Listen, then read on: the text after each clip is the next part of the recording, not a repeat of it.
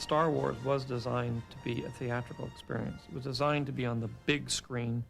Sound is extremely important, and it's very important to the overall enjoyment of the film that it be big. You're coming in too fast!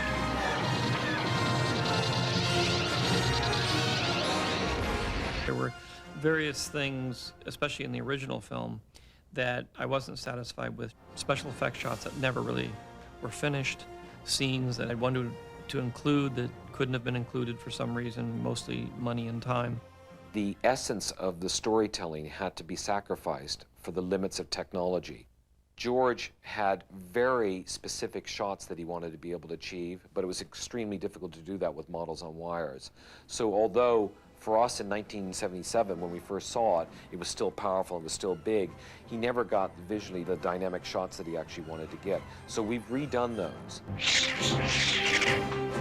See? Do it. One of the things we were concerned with right from the beginning was we certainly didn't want it to suddenly look like a brand new, different looking shot every time we dropped in one of the redos or improved or new shot.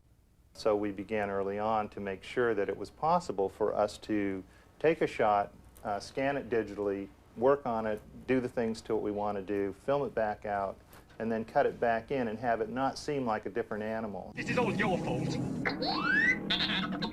We didn't want to throw out the sound in the film and do it over. There were so many classic things in it. So many things that we couldn't do better. And they also represent what the film is and how it's known to people. So that we did our best to bring them to the audience as clearly and as high fidelity as possible now. We've redesigned the sound field in the film to bring more of the sound off to go around the audience, so a spaceship can fly from behind you and move all the way to another corner, this sort of thing.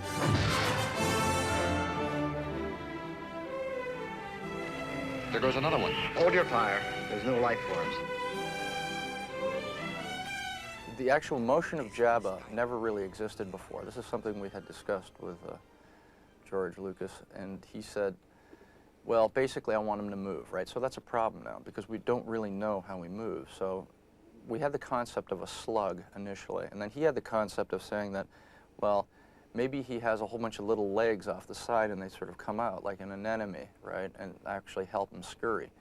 So initially we sort of went for that approach. Over time it became evident that the mass of the character would allow us to make him move like a sea lion, right? So that's essentially what I did. I made him move like a sea lion. This project here was about 5 shots. Took about a year to do. The ultimate goal is to make it look like Jabba was on the set talking to Harrison Ford, and we just photographed it. This is the original plate that George shot.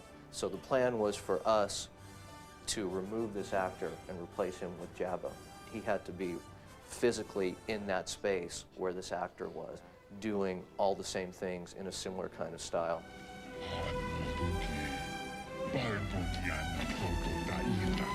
For me, I got to remake the movie and get it to be finished the way I want, so I'm perfectly happy. But it would be fun to be able to share that intangible part of the experience of seeing it in a large theater with hopefully millions of people. I'm not afraid.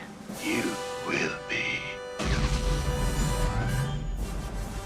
Well, as a footnote to all that, special editions of The Empire Strikes Back and The Return of the Jedi will open next month. And